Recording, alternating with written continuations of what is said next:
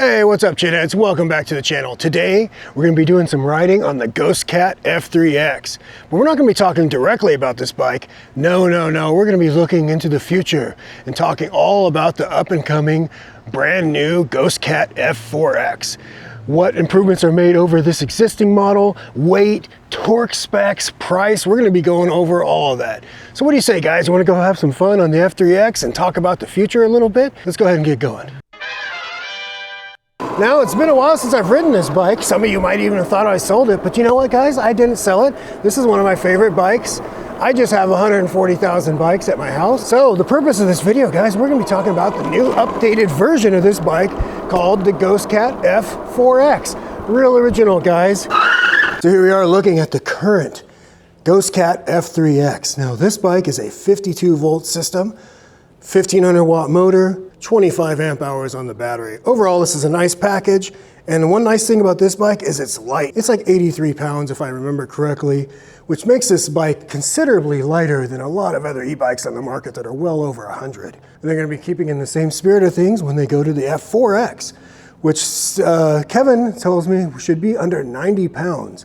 With the significant upgrades they're making on that bike, I believe that's gonna make this thing quite a monster to ride. I'm looking forward to it. Should be quite a bit of fun. The new one is going to be a 60 volt system, 55 amp controller. I guess it's a 60 amp controller. They're limiting to 55 amps.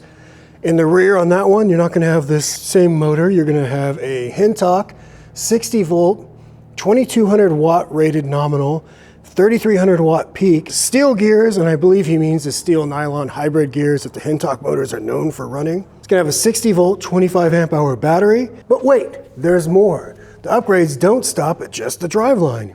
That bike's gonna also have upgraded front fork. This bike has a D&M Volcano front fork. Now D&M calls this the Volcano fork because they actually make this from magma from Mount Vesuvius. You might need to fact check me on that one. This is a pretty decent fork. However, they're actually going to a KKE front fork, 120 millimeters of travel. And if it's anything like the KKE front fork that comes on the dual Kingstar that I have, that's my favorite e-bike fork I've tested so far. So I'm really looking forward to that KKE front fork that's gonna come on the F4X. However, I'm not throwing any shade. This D&M Volcano is not a bad fork. And they'll be running a KKE rear shock, which is gonna add some more support that's gonna make this bike less prone to bottoming out. And one of the issues I had on this bike is by default, the controller box is right here. I'm 245 pounds, I hit bumps. This rear tire kept hitting the controller box and it eventually cracked the box and I had to replace it and I tucked it under here. I don't know, guys, I'm gonna be brutally honest with you. I don't know if we can call this an upgrade because this one, it kind of tugs at my heartstrings a little bit because I love these CST Scout street tires because they make an awesome screeching noise when you jam on these brakes, which are very good brakes, by the way. So these CST street tires are kind of my favorite, but the F4X will come with some Maxxis off-road tires. Maxxis is a very legitimate, well-known tire maker. You'll see them used on all sorts of high-end bikes, so Maxxis tires should be great. However, I think I do honestly kind of prefer the street tires. But you know what? Let's not make any rash decisions just yet, because I haven't even tested that bike yet. This is a 7-speed setup. The new F4X is gonna be a single speed. Wait, guys, we're still not even done with all the upgrades yet. It's gonna have an upgraded swing arm in the rear to handle the increased torque from that new Hintok motor, which, by the way, is rated at 140 Newton meters of torque. So the new model is gonna keep with the same vein of things. It's just gonna be very similar looking. Kevin said it's gonna be identical looking to this, but hey guys, look, I don't know about you, but if I glance over at that right there, I'd be like, hey, that's not a Hintok motor. If you guys can't spot a Hintok motor from 100 yards away, do you even like e-bikes? I'm not gonna say it's gonna be identical looking, guys, but it's gonna look very similar, okay? It's gonna have off-road tires, Hintok motor, but overall the aesthetic's gonna be 99% the same. KKE front fork, you get the drift, guys, but I'm just not gonna say it looks identical, okay? Let's not be ridiculous. Claims the new one should do about 40 miles an hour. They got it up to 42 miles an hour with a 225 pound rider. So overall, it should be extremely torquey, especially with these 20-inch wheels. The new bike should be a lot of fun, light, throw it around. These bikes have great brakes. These bikes are a lot of fun, and honestly, what I compare these bikes to the most, these are kind of like mini E-Motos. These are like bridging the gap between pedal e-bike and E-Moto. What do you guys want to do? Stand around here and just point and talk about the bike, or you want to go out and have some fun? Because after all, that's what these things are meant to do, right? That KKE fork that comes on the dual Kingstar I have is an air fork. That thing has a lot of support, very adjustable. I really like that fork. That's my favorite e-bike fork that I've tested to date. So to have that same style of fork on a bike like this, that's lighter, it should be a nice ride. And that's why I like these CST tires, guys. It's a lot of fun. Gets people attention, you know, keeps people on their toes, alerts them to your presence. This bike doesn't have a horn, so hey, I'm right here. Okay, it makes people look every time.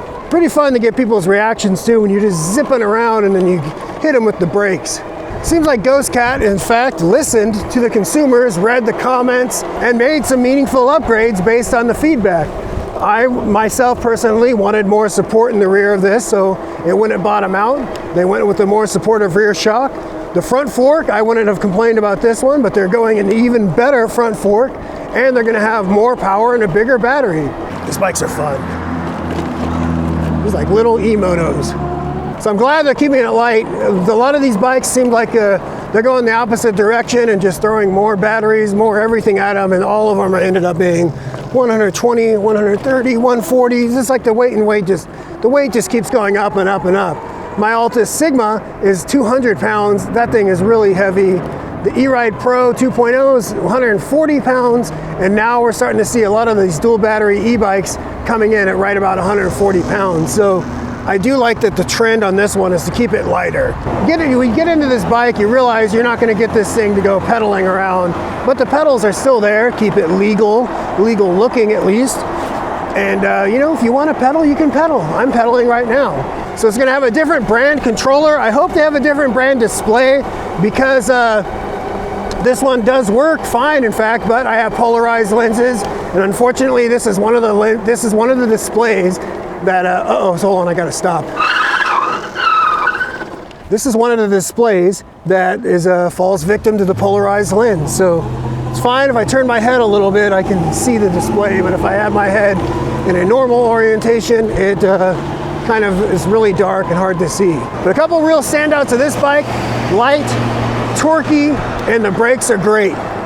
This is a fun bike to ride. So I like that they just took what's good on this bike, listened to the customer's feedback, and they're making some upgrades. I just hope, guys, however petty and immature this may be, that I just hope that those Maxxis tires still make that wonderful screeching noise that we all love so much. Because I mean, hey, who doesn't like that? The Cintok motors have been around for a while now, good reputation, solid motor, steel and nylon hybrid gears. Yeah, those are good motors. 55 amp, 60 volt controller is no joke as well. 3,300 watts, that thing should get up and go really quick. Oh, whoop, I wasn't paying attention, we gotta stop. And we're off. So yeah, this bike's a lot of fun to ride. I enjoy riding this bike. It's fun, you can zip around on it. This new one should be absolutely no joke. This one's very torquey, responsive. It should be everything that this bike is on some steroids. As a matter of fact, it's gonna be like they're just getting some Trimbolone, 100 milligrams or so, and just putting it right into that motor. You're gonna go that 55 amp, 60 volt controller. Whew, you're talking like a serious stack here. This new bike's gonna be no joke.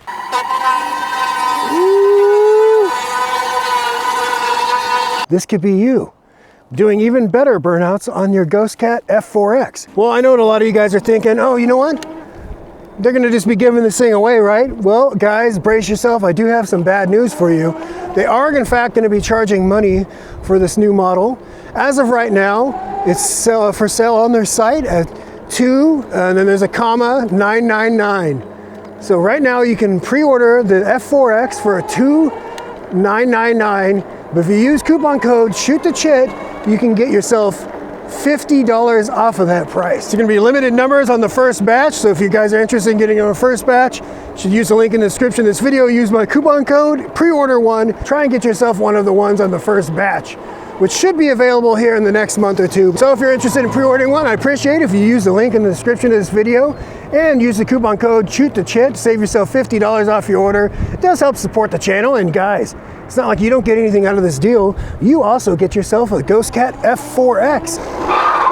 But will you be able to do that? Having off-road tires compared with the suspension and everything, you'll be able to take that thing all over the place. Where this one, having a street tread on the tires, I do feel more limited to where I'll go on here. It's not gonna handle off-road stuff as well, but hey, I'm not gonna complain either way. Yeah, we are doing some hill climbing. Now, this is going up the hill. This thing is pretty torquey. Only the most powerful bikes will make it up this hill, throttle only. And this is one of them. It's struggling a little bit, but it's still doing it. I'm anticipating the new 60 volt 55 amp controller will absolutely blaze up this hill, no problem. Why are you walking your bikes? It's so easy. That's exactly what I mean. See, those guys are just walking their bikes out of breath because they're not in as good a shape as a guy like me who has no problem just zipping right up that hill. I think the fish are on that side. On the other side? No, they're in the water, not in there. So you have it, guys. I want to give you a preview of the up-and-coming F4X, which would be everything this bike is, but just that much better. If you're interested in pre-ordering one, you can use the link in the description of this video. Coupon code SHOOTTHECHIT to save yourself $50 off that order. Doing so does help support the channel. And guys, you'll get yourself a shiny, brand new Ghostcat F4X in return. But anyways, guys, don't forget to like, comment, share, subscribe. And you know what? We'll probably catch you in the next one. Peace.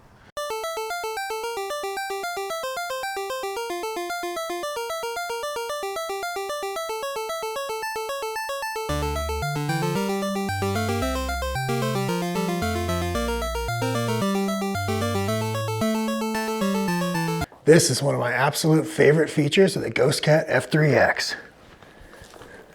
Cakewalk. It's so easy.